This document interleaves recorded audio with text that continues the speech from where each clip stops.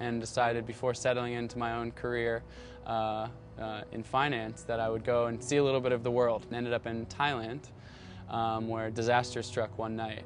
And they brought a jump rope out, poured some gas on it, lit it on fire, and the rope wrapped around my legs, and the kerosene, the excess kerosene, actually sprayed up into my neck, lighting my entire body on fire. And so just naturally, instinct took over at that point, and I ran into the ocean.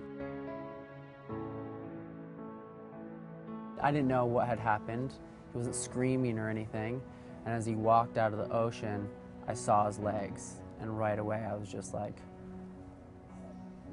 I didn't even know what to do. And I was treated for burns that covered 22% of my bodies, basically mid-thigh down to the tops of my feet on both legs. So both legs were completely burned, severe second degree and some third degree. But a few more seconds away from the water's edge, and I would have been burned from the neck all the way down. So, which in Thailand, with the infection rate over there, was probably a matter of life or death. We got him home as soon as he could fly. And I'm crossing my fingers that he's going to make it on the airplane. We walked in and I'm crying. Colin is probably a little bit, he's incoherent. And the nurses and Dr. Polito, they just enwrapped him and they just took him on. I just followed. At that point I felt like, okay, my job is over and I can let go and I can relax. He's going to survive this, but we can't tell what his quality of life is going to be. We're going to know more in a little bit. His injuries were confined to his legs, essentially the upper mid-thighs downward almost circumferentially, and he had done a good amount of healing, but he still had some scattered open sore spots, and the new healed areas were still very thin and fragile.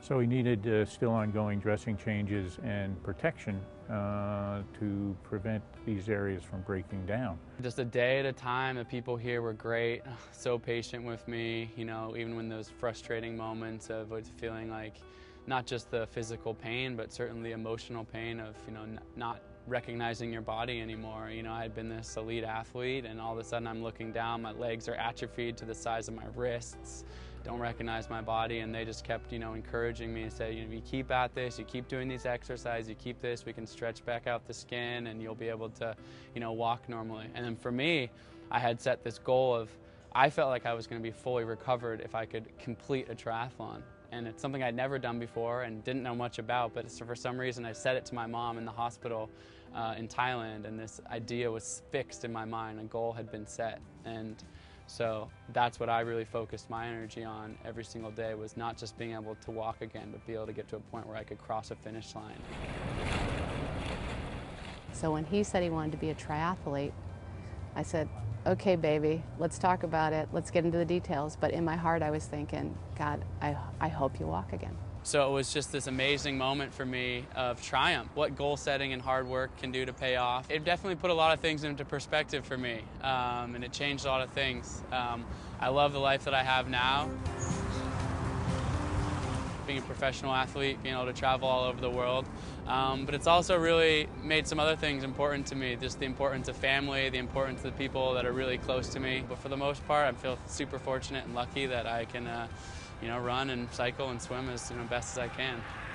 For me, the lesson learned here is this is not just my own personal story of overcoming adversity to live my passion every day and reach for the Olympics. It's much greater than that. It's about never giving up.